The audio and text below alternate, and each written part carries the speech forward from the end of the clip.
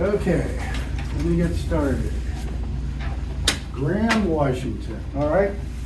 Okay, my name is Mike Anderson. This is WorkSource Spokane. For you guys that are online, this is interviewing. Today we're going to talk about, there's some things I got to go over beforehand. You guys online, the workbook link doesn't work. At the end of this, when I ask you to give me your, email me your name, your date of birth, city you live in, so I can give you job search activity credit. Just tell me you want a copy of the PowerPoint and I'll send it out to you. If you guys want a copy of the PowerPoint, I'm just going to send it to you anyway off the email address you put on the short sheet. Okay, as long as I can read it. Now, interviewing, I know it says 9:30 to 12:30, but I'm sorry, I talk really fast. And so it'll probably be 2 hours, maybe 2 hours and 10 minutes. I don't go 3 hours. I don't like taking up everybody's time like that. I can give you a condensed version of what's going on out there and some tips to help you. I can't solve everybody's problems, but I can give you some tips to help you with interviewing. I spent over 20 years as being a recruiter, mainly over on the west side, putting contractors into Microsoft, Nintendo. I've done welders and CNC operators up to software developers and general counsel. So I've been on the other side of the table a lot, but I've also been laid off 8 times. I'm 74. There's a lot of times in there I got laid off. So I can speak to the older worker. I'm a veteran as well, way back. Try to speak to that too. But what you encounter, on the interviewing, you got to kind of take these tips and bend them towards what you're looking for. Because I'm sitting here trying to paint with a broad brush. You got people doing barista work all the way up to people being a CFO. So it's kind of hard to speak to everybody, so I'll give you some overall big tips that'll help you, hopefully. We'll take a 10-minute break every hour, usually just get one. Questions, like I say, put them in the chat. You guys online in here, just give me your hand and tell me what your question is and we'll go from there. But usually give me a few minutes to talk, because a lot of your questions can be answers as I'm going along here. So today we're going to talk about how to see the interview from the employer's perspective. Let me get them all out here. The importance of researching the employer, the value of being an engaging storyteller, the behavioral interviewing techniques. It's not rocket science, it's very easy. It's storytelling. Back up the other point there. How to ace an in-person, virtual, and telephone interview, and formats of interviews, and what they mean, and then appropriate follow-up. So let's back up. Let's say y'all have an interview. Everybody here has an interview, in a day or two. What can you assume has happened? Somehow, how you applied for the job, you got an interview. So application, cover letter, resume, however they got to the person that is in HR, the hiring manager, the recruiter, however they got to them, they looked at it, and on paper, if you all were applying for the same job, I can say, you can assume that I feel on paper you can do the job. If we're interviewing here, now you got to close the deal. Virtually that's it. But the information has to be consistent from the application, the cover letter, the resume, and the interview. And if you attended a hiring event, a networking event, a job fair, that information also has to be consistent all the way through. Because you're going to hear me say in every workshop, and you may hear me say it over and over. What are you projecting? Think about this. In your application, your cover letter, resume, your interaction, doing an informational interview, talking with somebody at a job fair, talking with somebody at a networking event, what are you projecting? Because you know as well as I that when you're with a coworker, take your last job, and they're having a bad day, they don't have to say anything. You can feel it. Right? At the same time, when you see somebody coming down the hall and they're having a great day, you don't have to ask them. You can feel it. They're projecting it. What are you projecting? And when I say that, I think of the gentleman I was working with, and I do job coaching too. I was thinking of a gentleman, 65, and we were sitting there, and he's telling me all of this challenge that he's having in finding a job. And I finally said, so up to you, bottom line, why do you feel like you're not getting hired? Nobody's hiring old people. I went, okay. Fact or your belief? Because when I do mindset, we talk about that on Mondays. We talk about just that. Is that a fact? Yeah, there's some companies out there that discriminate because of age, but not all of them. So that's your belief. What is that belief based on? Why do you feel that way? Because if that's your self-talk all day, concentrating on what you don't have, concentrating on the problem, instead of concentrating on your strengths and concentrating on your goal and where you want to go, that's what you're going to project. So when we talk about this and we see all these things here, we're going to talk about them. We see all of that. Keep that in the back of your head when you talk about, recall these instances maybe where you were interviewing. What was I projecting? How? My dress, my clothes, my mannerisms, my facial expression, my body language, what? I worked for a lady over on the coast that wouldn't hire anybody, couldn't keep up with her walking back to her office. Honestly.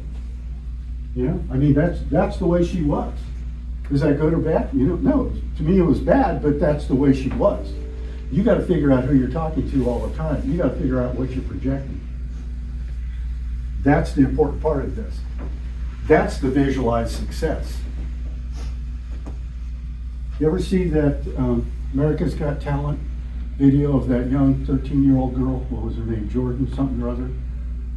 Came out, I don't watch this, but I used to use it in this other workshop. Came out, she was really skinny, long hair. She was holding the mic and literally it almost looked like she was shaking. And they asked her, they said, "Are you okay?" She goes, "I'm nervous." Okay, yeah, we're going to interview. Maybe we're nervous, right? But before they started playing the music, she dropped her head down and then she looked up to the person who was in charge of the music and nodded. And then when the music started, she went into probably the best Janis Joplin interpretation I've ever heard. Mm-hmm. Okay? And I mean full-throated, body language, movement, everything. That's what you're doing.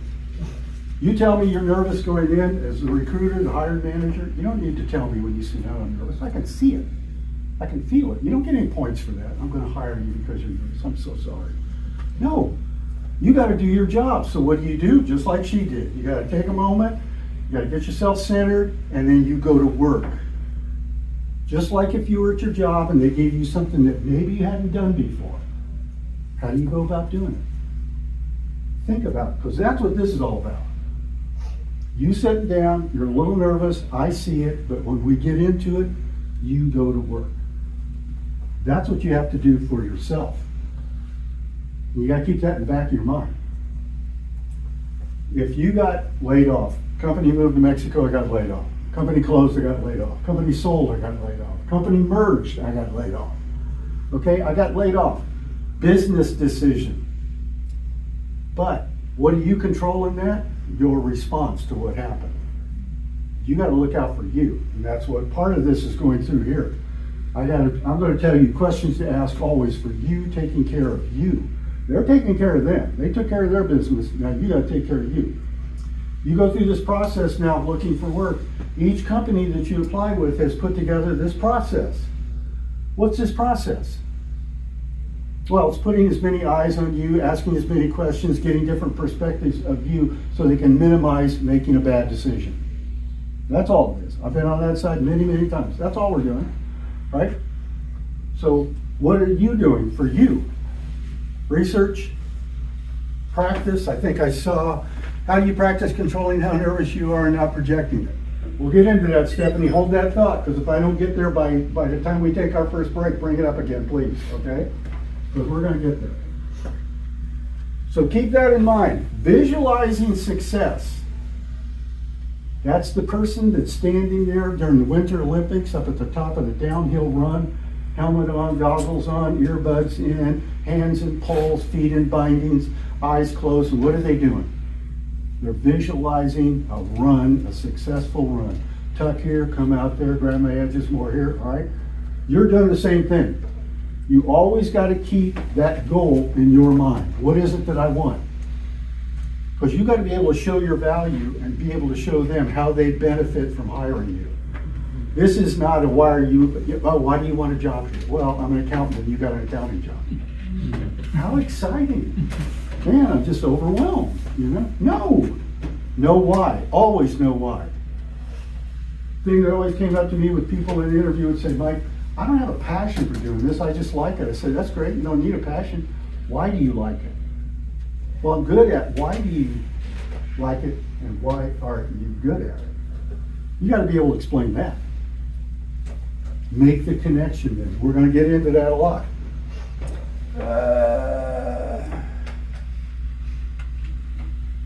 Hopefully that works. So, start thinking now. Start thinking about interviewing now. And I mean really getting into it. Think like the hiring manager right now and ask yourself, why should they hire me? Okay, you're in between jobs, right? You think you've lost your value because this company no longer wants you. No, they're making a business decision. Generally it was on budgets, right?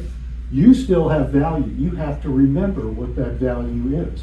How do they benefit from hiring you? Always. So how do you answer that question? You should know it yourself first before you start trying to convey it to them. What do I have of value? Why is it of value? Do your research.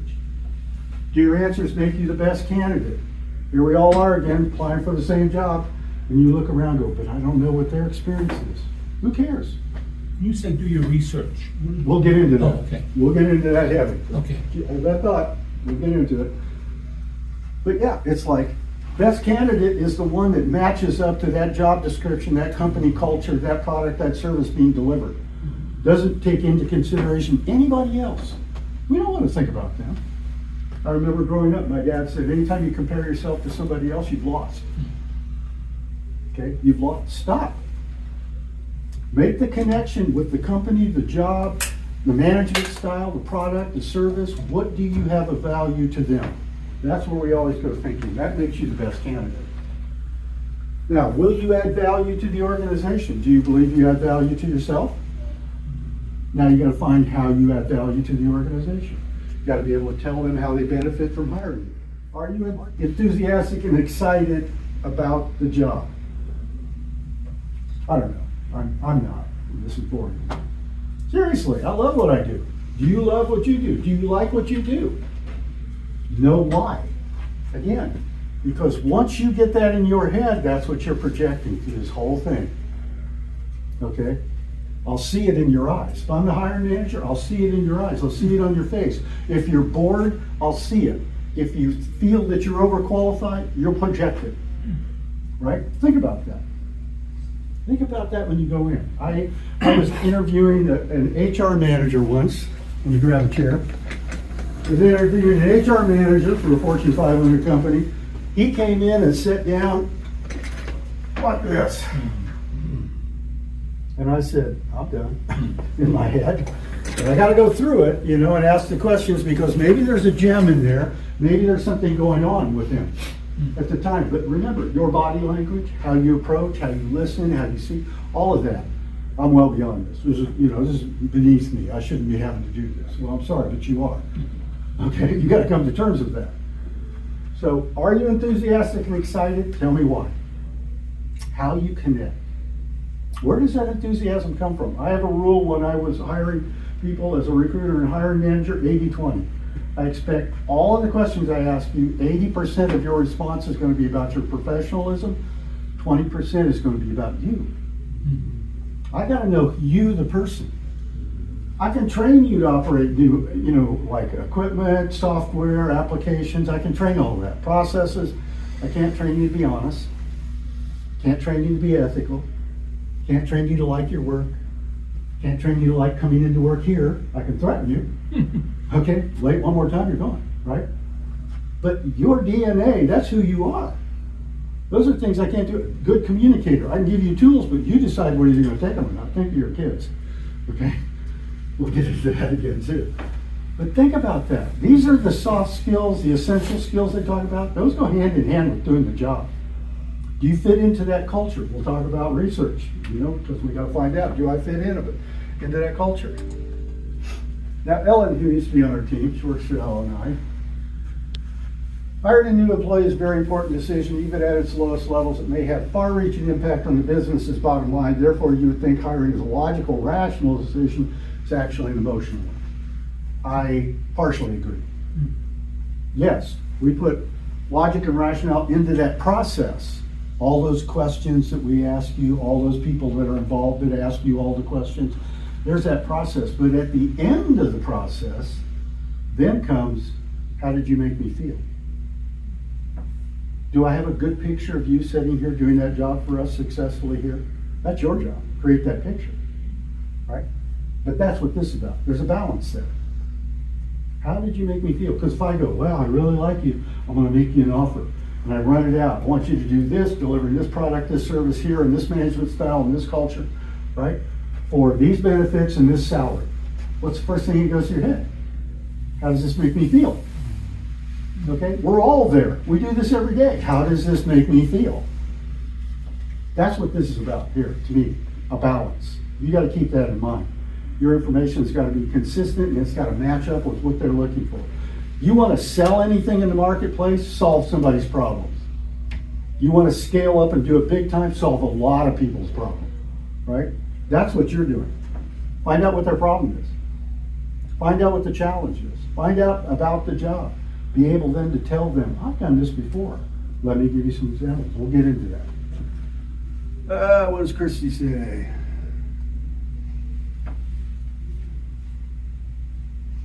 Okay, somebody shared the link to that. Awesome, because it doesn't always work for everybody. So here's what we were talking about before. Words create pictures, pictures create emotions. And to me, again, if you've got kids, had kids, you know what I'm talking about.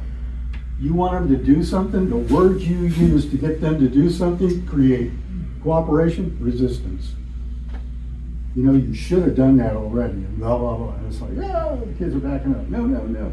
But hey, you know, I was thinking, have you thought about, you know, now we've got an engagement. Now we've got conversation. Now we're going to get buy-in, right? That's what we're looking for. Those words that create the pictures, that create the emotions around those people who are doing the hiring, where they say at the end of this, how did this make me feel? This made me feel great. I can see that person doing that. That's your job.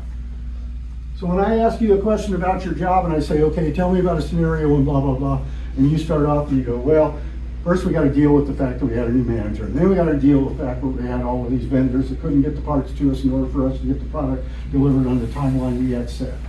Okay, you're talking about dealing with, and I'm sitting there going negative, negative, negative, right? I ask another person the same thing, and they come back with, well, you know, we overcame that problem with the new manager. We sat down and asked them, how did you get to this decision? What did you do? You know, because we have to understand what happened with them. We're not setting them in a corner and throwing eggs out. Not at the price of eggs today. We're not doing that at all. It's like, no, we're not going to sit there and just point our finger and blah, blah, blah. No, we're going to have a conversation. Oh, and we overcame the fact that we were having vendor problems. So we came up with sub-vendors too to go work with. And we reverse engineered the whole process, and now we're so much better. Now I've got a positive image in my head, okay, because of the words used. This is how you set yourself apart from everybody else. Okay, think about that. So, storytelling. This is how you create the vision in their head of you doing that job with every question. To me, I go through the bulleted items on my resume and I come up with a story to illustrate it. Everything. Every bulleted item, I have an example to show them. And we'll get into this. So we use the STAR technique. And here in Spokane, we've gone out to employers for years and taught them the STAR technique. When they bring you in to interview you, they'll tell you we use the STAR technique so that you can go Google it, you know, study up on it. But the bottom line is, what was the situation you was in? What was the task you were given? What was the action you took? And what was the result of that action? That's a really good outline to create a story, to create an image in their head. That's your job. And that is answering the behavioral interviewing questions. So that's not rocket science, okay? It's just storytelling. So we got two things here. I'll give you one. So we got a lady that worked at Walmart. The situation was she was in charge of those dollar fabric closeout sales, right? And sales, what they weren't doing what they thought they would. So her thing was to determine a way to improve the sales of those closeout items, $1 a yard. So she created a new way of displaying it. Location, signage, everything. It was so good, they had all the stores do it. That's a great illustration. Okay? Now I'm going to ask you, you get this question, have you ever had to deal with an irate customer?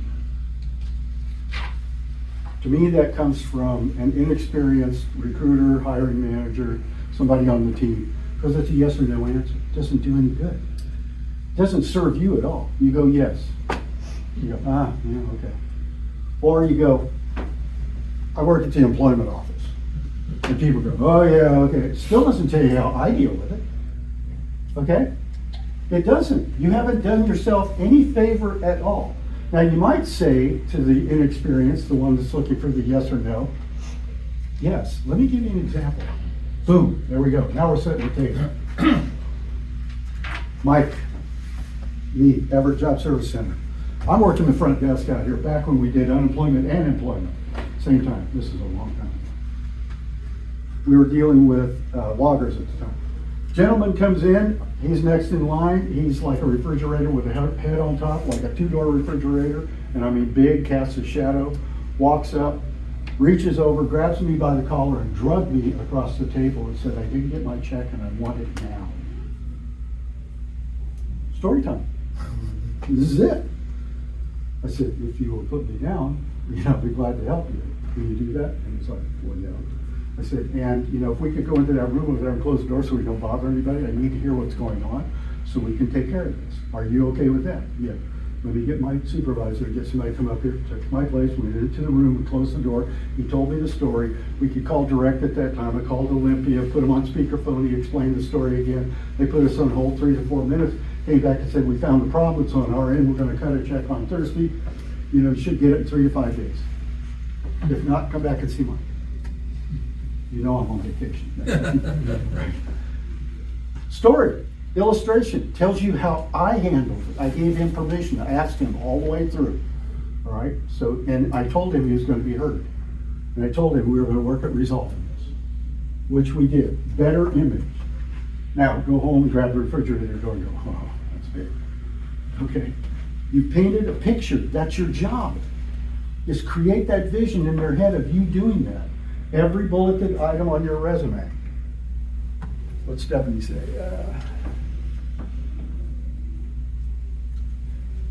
Stephanie, it helps to do that as long as the questions are pointed to that, if that makes sense. We got to make that connection, though, with the stories. And, to me, I have a cheat sheet. We'll get into that in a little bit. But I have a cheat sheet, and I have like several different stories under categories of skills, yes. So to answer your question across the top, yes. To me, now it's used appropriately. I'll stick them in. Sometimes when I ask them, and when I do it, when I'm being interviewed, and I'll give them an example like that one, I'll say, was that what you were looking for? Gives me a chance to recover if I haven't appealed to them yet, right? And if they come back and say, well, I was looking for something a little more, got one right here. Boom. So you have like 3 or 4 ready to go. So, where we're at is, bottom line on storytelling, behavioral interviewing, best predictor of your future behavior is your past behavior. You're not going to change who you are. You might change some things about you, but you're not going to change who you are. You're that person that is walking down the hall behind somebody that's going to interview you, and they drop their folder, and you are the one that goes over and picks it up, puts it back together, and hands it to them. You're the one that opens the door. You don't even think about it. You just open the door. That's the way you were brought up. That's who you are. You can change certain things about you, but that's when you decide you want to make a change. Not me. Not your boss. It's like I said, well, I'd like this. Got a question, Clarifying questions. Now you got to take care of you. That's why we ask all these questions. Tell me about a time you had a conflict with a coworker. And you go, I've never had a conflict with a coworker. But if I did, I believe I would approach it like this. Give them an example how you would approach it. Give them an idea of who you are. That's what this is about, the storytelling. Maybe you did have a conflict. When I was at Nintendo, brought both of them into the room, they were arguing. This is old, Godfather's Pizza. Took the Godfather's Pizza menu out and I rolled it out to him and I said, pick your personal pizza. I said, because we're going to stay here through lunch, through the day until we solve this. I said, are you guys on board with that? Because if you are, order pizza. And they both looked at me and said, we won't need pizza. Did you solve it? Oh, yeah. As a matter of fact, it was like 6 or 7 months later, and I was going down into their area where they both were working, and there was a problem with another employee, and these two were supporting each other, figuring it out. It was a miscommunication from the very beginning. When we sat down, we found out, I said, would you please start and tell me how you see this and why it's so? And then the lady over here was sitting there listening to this going, oh, I didn't know that. Sometimes it's just that easy. But how you did it is important. Tells me about you. Describe a safety situation you're involved in and the other team members. Okay, maybe you did. Maybe you haven't run across that yet, but you're on the safety team. You come in here like we do. These guys come in on the safety team once a month and talk about, okay, potentially this could be a problem. How are we going to resolve it? What do we need to do? If that's what you were doing and you didn't have an actual incident, tell me what part you played in the team. Describe a time when you worked effectively under pressure. Give me a job that doesn't have pressure of some sort. And generally, if the job doesn't create it, sometimes we do. Our response to the situation. Because that's what I want to hear. How do you take care of yourself in that? When I'm hiring people that have highly stressful jobs, I say, what do you do to handle the stress? You know, the one company I used to work at years ago had the punching bags in each of the men's and women's restrooms. And they were dealing with customers all day long. And it's like, you know, if you're having a bad time, go in there and come back after you've kind of worked it all out. Right? Literally, it worked. People come out and go, okay, I feel better. I'm ready to go. I got it all out, right? Tell me about it. Tell me about the pressure. You know, if you're a barista, it's all day long. But, you know, when you get in that mindset that that's what I'm here and that's what I do, it's no longer pressure. Right? I'm listening to you tell me this drink that's got 6 ingredients in it, right? And I'm engaging in conversation with you, and I'm working on the next person over here, getting stuff ready and cleaning and grinding and stuff. That's pressure to me. And I owned the coffee stand over and over. That was me, that was pressure. But the people that worked it, no big deal. Yeah, boss, no problem. You're doing all this. And when we get to that bottom line stuff that we were talking about earlier, think about that. Everybody here, whatever job you do, has an effect on the company. If you were a barista and you were in a drive-thru and you delivered a bad drink, I can almost guarantee you by the time you got to work, you told 5 people you got a bad drink. Right? Now, if you got a good drink and you got to work, best thing I can hope for is you come back. Or maybe tell one person. So yeah, we all have an effect on the bottom line. That's why we have to interview all of you. We have these questions we want to ask. We want to find out about you, the person. Tell me about a time you struggled communicating, like me right now, going through this. Sure. It's hard sometimes to communicate with somebody if you can't take the time to understand who they are, right? So you tell that story. I need to do this for me, to understand. I want to hear you. I want to ask clarifying questions. I want you to know that I'm listening, actively listening. You know, not sitting there waiting for you to stop talking so that I can talk. I'm listening to reply. No, I'm listening to solve. This is what this is all about. Tell me, Davenport Hotel out here, right, for the folks in Spokane. They got a manager, supervisor on the main floor talking to somebody on the 12th floor that we need to go over to room, 1202 and do this, this, and this. This person down here on the main floor, that supervisor speaking Spanish, person up on the 12th floor speaking Vietnamese. What did they do?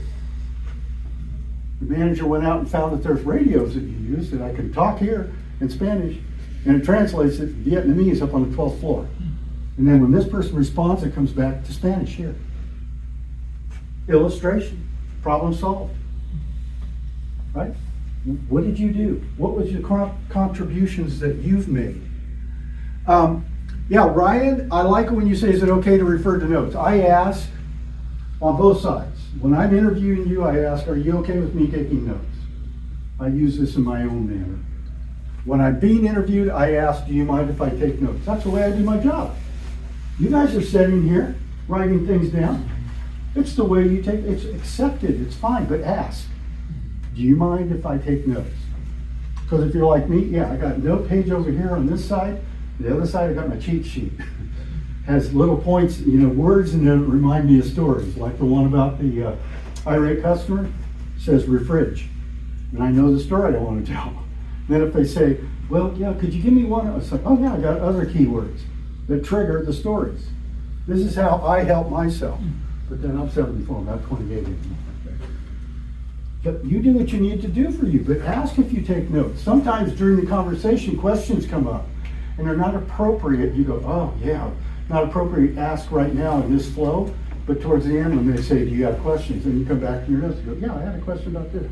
It's just standard practice. You doing business, how you do business. So yeah, exactly. Thanks for bringing that up, Ryan. Is it also good to have those questions ready at the end? Sometimes at the end of the interviewer will say, do you have any questions? As long as you don't, ask that question that's already been answered. Oh. And I hate to say it like that, but I know a lot of people have done that. And I go, okay, because they come in with these I got these questions I want to ask because I want to look smart. Right? Questions that I like being asked are questions about the day-to-day job. How do you reprioritize when you get given a new project and you got all this in play? Tell me. Things like that. I'm talking about asking the employer. Oh yeah, that's what I'm talking about. Oh, okay. Yeah, you bet. Because through the interview, I may have given you all that information, but you were dead set at the end where you go, oh yeah, I got this and this, because I literally go through and put a check mark beside the question. But, thank you for bringing it up because that's part of the research too. It's like, I'll show you some areas where you go in and get some questions that you can ask to help yourself. How are we doing for time?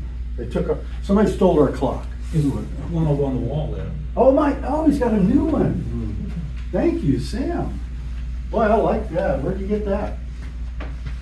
Timu? I have no idea. Yeah, I like that. That's nice. I may have to get one of those for home. Of course, it'll keep me up all night. So, how do we do this? How do we get prepared? Start preparing today. I'm an INFP. I am an off-the-charts introvert. This is how I prepare for everything. You were sitting out there. How many times did I walk up and down the aisle? That's me relieving anxiety before doing a workshop. And I mean, after all these years and all the things I've done, I still am playing. But that's the way I deal with it, right? At home, it's easy. I just go outside and walk around the yard for a little bit and then come back up and do my workshop from home. How do you deal with these things? Start the preparation now, because once you start doing this in your head, you're halfway there. Once you make the commitment in your head and say, yeah, I'm good. But you got to say I'm good and mean it. Right? We could use it as a mantra, if we want, but we got to believe it. We got to commit to it because it's going to come out somewhere. Think about this. If you're still thinking about what happened to you and how you got here, it's going to come out in the interview for sure. May have come out in the cover letter, might come out in the resume, but it's definitely coming out in the interview. Why? It may not even be the words, it may be your mannerisms. I can see it, you're uncomfortable with it.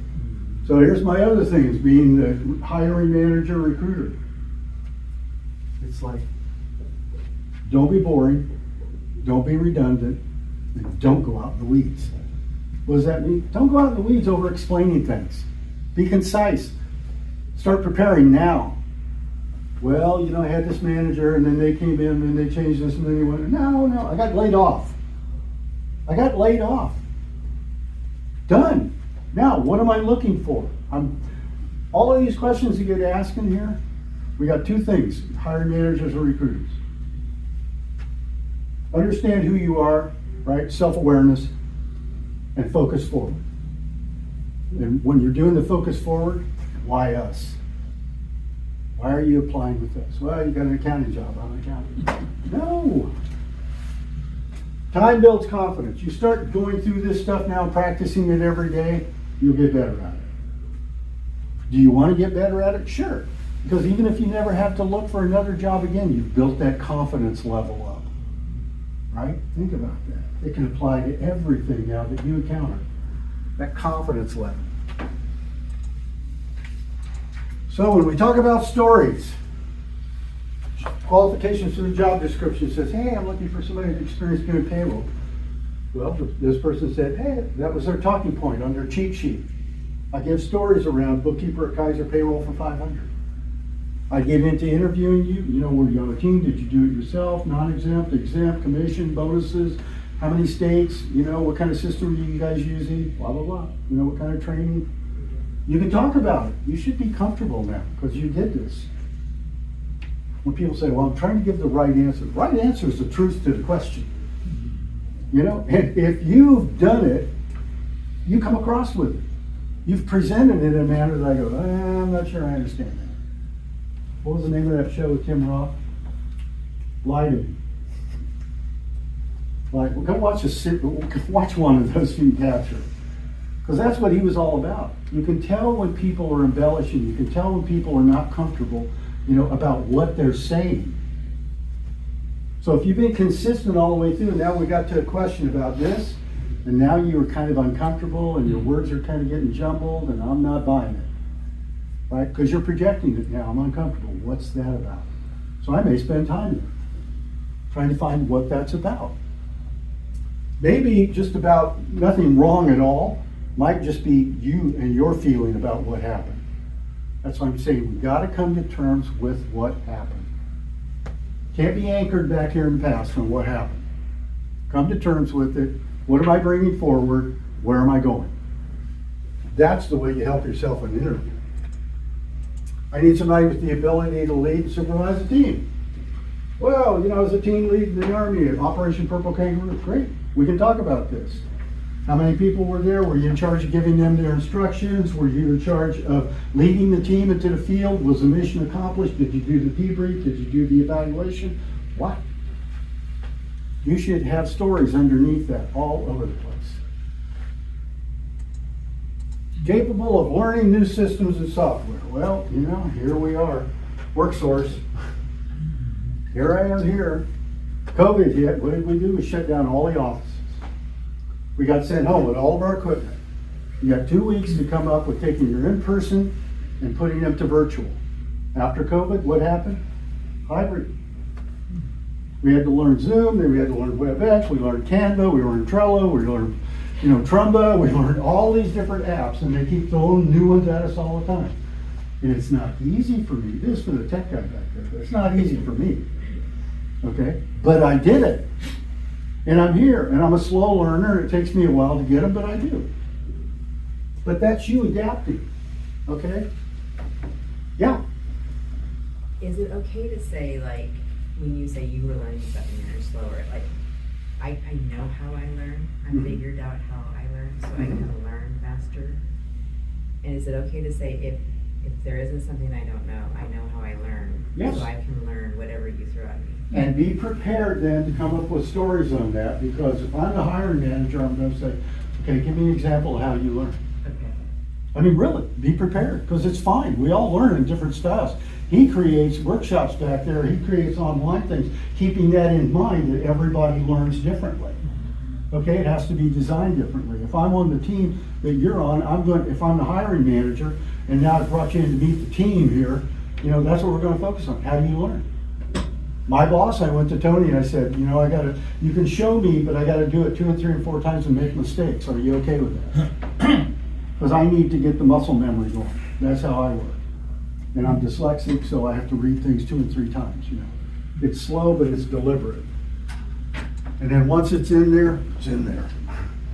Customer service experience. I need somebody with a B2B environment, over here. Oh yeah, I was a sales rep for XYZ Corp. Awards for customer retention. What did you do? How did you get the rewards? How many were on the team? What were you in charge of? Oh, I did the 8 Western states. This is how I approach retention. How did you approach new outreach for new customers? Oh, I did this. You got a story. Tell me how you did it. Show me. That's really where we're at. Everybody's from Missouri here, okay? Show me. Show me. Create the vision in my head. So this is just nothing more than you guys go home and do this. You guys online just do this on your own. Start getting used to using the STAR technique to answer the questions. Think about maybe if you had an interview, think about how it might have changed if you had done this. use the story to illustrate your skills, your successes, your achievements, your accomplishments. That's what this is about, focusing on the strengths always. So here we are. What do you want to know about a company before going to work for them? What's important? Besides the salary nowadays, if you're in Washington State, you employ 15 or more people, you have to put the salary that you're paying in the job description, in the job posting. Right? What does it say? We're going to pay $25 to $40 an hour. What did you hear? 40. What are they looking at? 25. 25. What's your job? Prove the 40. You know what you're up against. Prove the 40. Show your value. That's where we're at. Now, if you're one of those people that say, yeah, but I'm 60. Okay, I'm a 60 an hour person. What am I going to do? Side door. Taking the company name, going into LinkedIn, bringing up the people, going into where I would work, HR, right? Open it up, look at the people's profiles, say, hey, I'd like to connect with you here on LinkedIn. I've got some questions about the job you have. Are you open to that? Something like that. So we can start a conversation. And in that conversation, I was going to say, I see you pay $25 to $40 an hour. I've been making 60. Is that a possibility? Well, we don't even pay the person that's been here 10 years 60. Now you got a decision to make. Because a lot of times it's like, that sounds like a challenge, but to me, nowadays, probably not going to happen. So do I go in and spend time then trying to do this? Or am I willing to take 40 and come in and show them what I got and move up? You get to decide, but you need the information to make the decisions. That's what this is about. I go to Glassdoor. People roll their eyes. Glassdoor. Yeah, but you can't just go in and trash a company. You got a positive, a negative, pro and con, and then a comment. When I do that and go into Glassdoor, you get 5 stars. 1 the lowest, 5 the highest. I take out the 1s and the 5s. I concentrate on 2, 3, 4s in the last year in my department. Then I go look over here in the archives section over there and see how many recruiters they've hired in the past year, 2 years, 3 years. See, do they have turnover? Right? But I can get a lot of that too, right? Oh yeah, we're gonna get there. Hang on to video interviewing. We're gonna get there. So here we are. But you can find that out in your research too. But here we are. What's important to you? Benefits, management style, culture. What? I go in on a job, there's 2 things that go on with me. At my age, in the last, 10, 12 years I was looking for work, I never applied for anything online. Ever. The only one I applied online for was this one. 7 years ago I got hired in 68. How else would you do it if you don't do it online? I'm going to tell you. Oh. What happens when you go online? Please fill out this application. My God, this guy graduated high school in 1968. Yeah. Next. Reduce being rejected, right? If that's what's going on. Doesn't mind in my head. I mean, I don't know about you, but I get up in the morning, I look in the mirror to shave, and I go, who is that guy? Who is this old geezer? I see it, and then when I'm done, I leave, and the 25-year-old in my head takes over. Because, when I come in, I hope I project 25, not the other. You got to do the same thing, right? Well, yesterday in the class, he told us it's good, don't put the year you graduated, because it's not. Yeah, and that's what you're comfortable with. Yeah. Some people don't put it down, it's like when I was recruiting and I look down and I see that it's not there, I go, oh, okay. But see, I'm not even making the application yet. I'm going in through the side door and I'm talking to them. Going to LinkedIn with the company, I'm not going in. I'll go into their website and I'll read. That's what I'm researching, So it's like when we roll over here, we say, where to research. I'm going into their website and I'm going to read. Now the benefits page is usually right on. It's got to be. It's HR.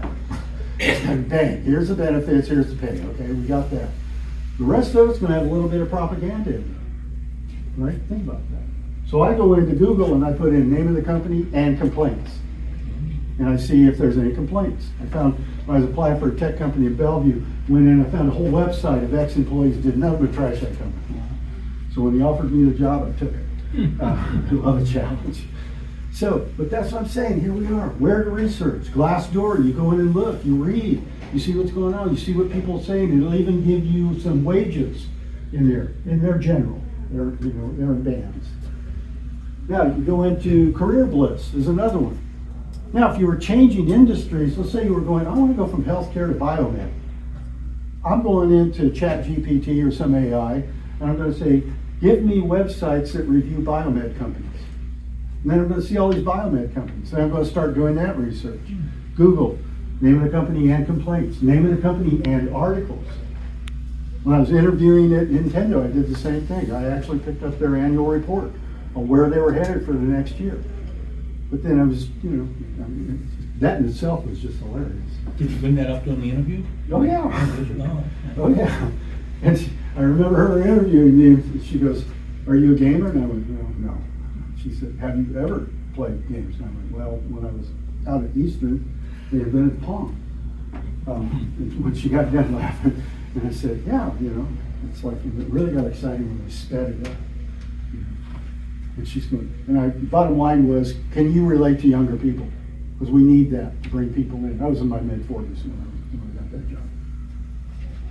But in the annual report, it said, hey, our North Bend facility, our distribution facility is going to go to robotics. And I had experience with a couple of tech companies doing project work, hiring people that did programming and maintenance on robotics. So it all helps. You're gathering information to make you feel better, know what you're getting into, to match your skills, abilities, and value up to what they're asking, if that's what you want. I'm asking, when I go into the side door, talking to these people, I'm asking management stuff. That's important to me. I'm asking culture. I'm asking, what is the challenge you have for bringing people into this company? What's going on right now? And having a conversation. Now, if they brought me in and interviewed me and I didn't get the next interview or I didn't get an offer on the job, I'm not going in and asking those people why not. Nobody's ever going to tell you that. Honestly, nobody's going to tell you that. Legal's not going to let them tell you that. If I'm sitting at Nintendo and I've got 100 resumes come in and I'm looking at all of them and I like 3, 97 people are not going to get heard or seen or talked to. And you're going to say, I got ghosted. No, I just don't have enough time to call 97 people and have conversations about why you didn't get the job. No, but if I go through the side door, I might come back and ask that person or persons I was talking to and say, hey, I understand you're not making an offer, I didn't match up for the next interview. It's like, what could I be working on to make myself more appealing? Okay, have a conversation. Then you get to decide, well, they'd like you to have this, I can go do an online course, go to college and take one, I can get a certification, I can go get a temp job, do project work, get that experience up, volunteer, something. But you get to decide, but you need the information. ChatGPT, we use Copilot for our classes here on AI, but ChatGPT, all of those, same thing. You can go in and ask them for help. It's that easy. Okay, hang on a second. Stephanie says this is off topic. Oh, we're going to get there. Stephanie, hang on. You got another one that you got to keep. Write it down. Keep me honest. But, we're going to get there, I do believe. Okay? Always. Keep me honest, though. So, this is what's important to a lot of people, too. How to dress. Now, if you went online and you brought up WorkSource, and you go, wow, these guys are standing there in their jeans looking. That's great. Well, I'm not wearing jeans in here for the interview. Right? Rule of thumb. Next level up. Pair of slacks and a shirt. Right? Pantsuit. Whatever. Okay? Know that it's always one level up. But as far as being a recruiter and I'm scheduling you or my HR generalist is scheduling you or the hiring manager is or the office manager, ask. How should I dress? It's not a secret. They're going to tell you. Ask. There's no problem. Because I know too many people that go in and look at the website and go, oh, those people are in shorts and this, and it's like, hey, here it is in August and it's 90 degrees. I think I'm wearing shorts. No, do yourselves a favor. But, at the same time, don't wear a 3-piece suit into Nintendo. I used to tell the guys, don't wear a tie in here. They think you're a salesperson. It freaks them out. Just ask. Get used to asking for you. If you're not used to it now, start getting used to it. Ask the questions for you. Types of interviews. won't go too deep into this, but you may have seen some of these. The one-on-one can go from the generalist, the recruiter, the office manager of a small company wanting to do a phone screen, 20 to 30 minutes. And then the people that they like, next can go to like the hiring manager, larger companies. I'm going to the hiring manager. And then it's like, well, if the hiring manager likes you, now I want you to bring you in and meet the team, right? And then after that, we've got probably one more. Department head, VP wants to talk to you, make sure everybody's seeing the same thing, right? You can get some strange questions out of the department heads. So that one-on-one to the team to the one-on-one is what's called progressive. Boom, boom, boom. Now, what are we asking here? Well, in the one-on-one with the initial screening, do you have the qualifications? Do you have the certifications? Why did you leave your last job? Why are you wanting to work here? Here's the benefits, here's this. Ask the benefit question of that person right up front, not at the end. Yeah, don't ask any questions about salary or anything at the end. When they say, hey, do you have questions? No, we got to settle this right here. This is where you get this out of the way. But what are we asking? If they haven't told you what the timeline to hire is, if they haven't told you what the whole, procession is, that progressive thing, that whole process that we put in place, you ask. Ask, what's your timeline to hire? What's the process? What can I expect? So here we are with this. How will I know if I'm going to be, brought in to speak to the hiring manager? Well, give us a week. Okay, great. At the end of that week, it's like, if I haven't heard from you, who do I follow up with and how? You didn't ask, can I? You said, who do I follow up with and how? This is you helping you. They're doing what they need to do on their process on their end. Make sure, or minimize at least, making a bad decision. You've got to do the same thing to protect you. So you ask the benefits up front. You ask them in the initial time you meet them, you ask them about the salary and... Oh, you bet. Let's come to terms with that right now. Wow. Yeah, because this is where you get it out of the way. This is where you go, okay, this doesn't sound like something I want to get into. How would you verbally approach that What part? question when you come up front and ask that? You're saying ask those questions right up front, but how would you verbally approach that? As an example. Let's say you're on a phone call and you're a screening call with an HR generalist. And the HR generalist is saying, hey, got your resume here, we really like it, the hiring manager has seen it, my job is to go through and do all of this, I need to clarify, do you have the qualifications, do you have the education, do you have the certifications, where did they come from, why did you leave your last job?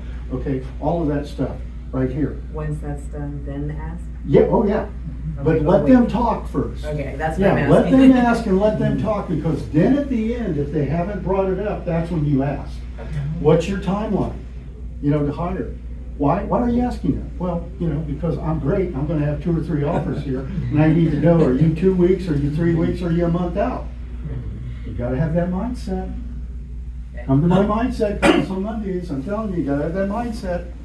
But that's it, that's where you roll it out, and you say, okay, I hear that, it's like, how long will it take you to decide if I'm going to be seen by the hiring manager? If they haven't told you, ask. Okay. We gotta get used to asking. We gotta take care of ourselves here, right? They're not. They're taking care of themselves. You gotta take care of you. If you don't know that by now, okay, you gotta take care of you. So yeah, so they call you up and they say, hey, we want you to come in and see the hiring manager. Great. How long do I take? Will this take? How long should I, set aside, however you want to phrase it, about an hour. Okay, great. What should I wear if they haven't told you? If you don't feel comfortable with what you know, ask. Should I bring anything, right? Who's the hiring manager and what's their title? Why? I'm going into LinkedIn. I'm the introvert, remember? I want to take care of everything that I possibly can right up front. I'm going into LinkedIn and look them up. And I'm going to see who they are, what their profile says, how they value their people, right? Or if he even says anything about valuing his people. You get a gist of who you're dealing with once you do that. Somebody, hang on a second. Oh yeah, Stephanie, ask for a business card, ask for a business contact. I don't know about you, but at 74, I'm not asking for a card anymore. I'm asking for a contact. Here's my email. It's like, it's the way you ask. Remember, what are we projecting? right? What are we projecting? So yeah, there's the one-on-one, then we go to the hiring manager and same thing. It's like, what do I bring in? How much time should I allot? You know, how much time are you gonna take to decide whether I'm gonna meet the team? Ask all the way through, yeah. I have a question. Most of the jobs posted now are, because Washington State has the highest minimum wage, they're posted at $16.67 an hour. So the range that you're talking about is probably, if you're moving into management, that's where you got leverage. But minimum wage, yeah, when you look up a job, it's gotta say minimum wage, $16.67 an hour. So you have no bargaining chip there. Well, that just means that's the bottom of what they're gonna pay me.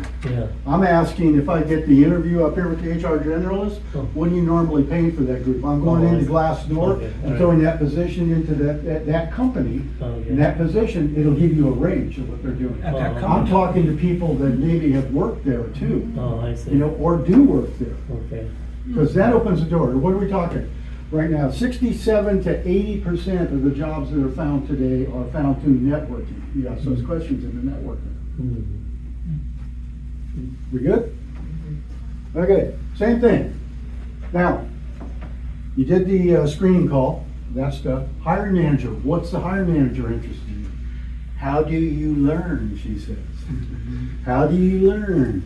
You know, what are your strengths? What are your weaknesses? How did you contribute on the last team? What are some of your accomplishments? Things around accomplishments, achievements, stuff like that. Explain a little bit more about them. Who are you as a person? Who are you as a worker? Right? What motivates you? What happened on your last job? What did you like about it? What didn't you like about it? If you could change something right now about the way our job order reads, what would you change? I love asking that. That's always fun. But then when we're done, it's the same thing. It's like, you know, okay, how long before we go, you know, the team? How long before I know if I'm going to be interviewed by the team? Give us a week, great. At the end of that week, if I haven't heard from you, who do I follow up with now? Same thing. Now, they bring you in to meet the team. How much time should I allot? How should I dress? Should I bring anything with me? You're going to bring your show and tell anyway. You're going to bring your show and tell folder everywhere you go. Copies of resumes, copies of letters of reference, copies of certifications. You're taking that with you everywhere. Who's on that hiring team? Who, you know, what are their names? If you can't give me their names, give me their titles. I want to know. I want to go in and gather as much information as I can. Well, what are they after? Again, how do you learn? How do you work? What are your strengths? Do you have my back when things get tough? Will you do overtime? Well, how did you do this on the last job? What did you contribute back there? These are the things you got to start thinking about. Now, there's tools available to help you on these. Somebody asked that way back here. Way back here. I'm going into, I can't show you. Yeah, sorry Tyler, I'm not going to do that with this one. The way this set up, give me a couple more times on this and I'll do this. You go into your LinkedIn account if you got it. Bring in your LinkedIn account. Go up to the top and click on jobs on your profile. When you go into your profile, click on jobs. Now look over to the left-hand side. You'll see 3 or 4 links, and one of them says interview prep. And it gives you basic questions you can expect to be asked, sample answers, what they're looking for in the question. And then up at the top, it's got categories. I think it's got, 17 maybe different categories. Medical assistant, admin assistant, salesperson, accounting, all of that, with more specific questions you can expect. This helps you with prep. You may not get that exact question, but something around it. This helps you with prep. This helps you with stories. This helps you with what they're looking for and why, and sample answers. So you can do that to help yourself. You can go into ChatGPT. You can go into AI. We use Copilot once again. We'll go into Copilot and say, hey, I'm interviewing for a job with such and such a company. Maybe it's a Fortune 500 company. Maybe it's a, small or mid-sized plumbing business. You know, and I'm the office manager. What questions could I expect to get? What are they looking for when they ask that question? Give me some samples. Now, once you do that and they go all the way through it, especially when you're working with Copilot, then you go back in and you say, okay, ask me those questions one at a time. Let me answer my answer, and then give me feedback on my answer. There's lots of help. Or you can just call up your WorkSource office and say, I'd like to do a mock interview, but I'm going to need, when you do that, you got to give them time. give them a day or two. I'm gonna need the job description and your resume. So I can come up with questions that I can run you through. Because the more you do this, even in your head, you don't have to do it physically, even in your head, the more you do this, the more comfortable you're gonna be, the more confident you're gonna be. So that's one-on-one and progressive. Jump to informal on that. Maybe the hiring manager comes back and calls you up and says, hey, you wanna meet over here at Starbucks, you know, like Thursday at 2 o'clock and do this? Yeah, why? He wants you comfortable. Wants you off-site. What does that tell me? When I was doing it, I wanna know a little bit more about you, the person. Think about that. Now, the introverts and extroverts, you know, company needs both, all right? The introvert goes, see, Thursday at 2 o'clock, Tuesday and Wednesday at 2 o'clock, I'm at Starbucks. I'm walking in going, wow, how many people are here? Where can I sit? What's the sound level, you know? And then so Thursday at 2 o'clock, he's gonna show up a few minutes before. I'm showing up at 1:30. I'm getting my drink. I'm sitting where I wanna sit. Those are the things I control, right? You control what you can control. That's what I'm doing. Hey, let's meet over here at the Olive Garden for lunch. You okay with that? Sure, I'm gonna do the same thing. Okay, control what I can control. Panel interview, if you were to interview here in the state, not now because we're on freeze, but if you were to interview here, city, county, state are gonna be about the same, right? There's gonna be a panel. Let me back up a little second though and say, if you're interviewing for private industry, the application and the process is this long. City, county, state, the application and process goes out to here. Feds, we're here. Okay, I helped a guy get a job at the Department of Transportation, and it was like 2 months. It was almost 2 months. So that panel interview here though, if they say, you'll go through this whole questionnaire that you gotta fill out beforehand with the state. Here's the application, here's the questionnaire, when I look at your answers, they like detail too, so give them the detail, all right? They bring you in and they say, be here 20 to 30 minutes early. Please don't be that person that shows up at 5 till. Why? Because when you show up out here to our interview, if you show up at 30 minutes till, then they'll give you the questions they're gonna ask you in the interview. So now you got 30 minutes to prepare. You show up at 5 till, you just did yourself a great disservice, okay? Get used to that. But yeah, panel, that's what you get. Probably a manager, a lead, one person on the team, and then one person on another team that you bump up against or interact with. Why? Again, as many eyes as we can get on you, many different questions, everybody watching your answers. You go through, you make eye contact with everybody. Maybe you come back like I did in here and I'd say, was that what you were looking for? You ask your question, I come back, we'll do the same thing. Group interview. I hate to judge this, but I will. Being a recruiter, I won't work for another company that does group interviews. Wasn't it group and panel? Okay. Oh, well, panel interview, you got 4 interviewers, you got 1 person each time. So we've got these 4 people in here interviewing me. Group interview, you got me interviewing all of you at the same time for the same job. Customer service, and I'm going to ask you the question and then you're going to answer, and then I'm going to ask him the same question, he's going to try to beat your answer, and I'm going to ask him the same question, he's going to try to beat you too. Then we're going to go around the room and all I've learned is your deliverable. I know nothing about you. I'm not working for a company like that. But if you need the job and you know the job and that's the way to get there, you grab that and go to work while you still look for this really good opportunity you're looking for. There's the difference to me. Job, opportunity. Presentation, maybe you sold something, I may ask you, come in, you're gonna present to these people, you got 10 minutes to do it with, what do you need? You need a board, you need a whiteboard, what? You know, sell the last thing you sold, but condense it down. Just give us an example of this, your style, how you do this. But I've had people, you know, come in and the vice president throws them the pen and says, sell me that pen. You know, I mean, some of these things are just ridiculous, but some of them are okay. But you get the idea. Right? I want to see how you present. Maybe I put a problem up on a whiteboard and I say, please solve that. What am I looking for? Not the actual solution maybe, but the process you've got. Right? Boom, here's the process I've got to get to here. When I was interviewing people to go to work at Microsoft, they used to like to ask me, this was years ago. It's like, we want to carpet Interstate 5 from Canada to Mexico. How much carpet do we need? And if you gave me an answer, I'd probably have another heart attack. What I'm looking for is your process, so to get to the answer. Off ramps and on ramps, overpasses, under construction, shoulders, what? And then I got to get a hold of the DOT in each of the states and find that out, right? Oh, is there any detours? I got to add those in too. So, but you're asking the question. I want to know what your process is. So each one of these, don't take what I'm saying as gospel. It's just kind of tips, ideas, overview.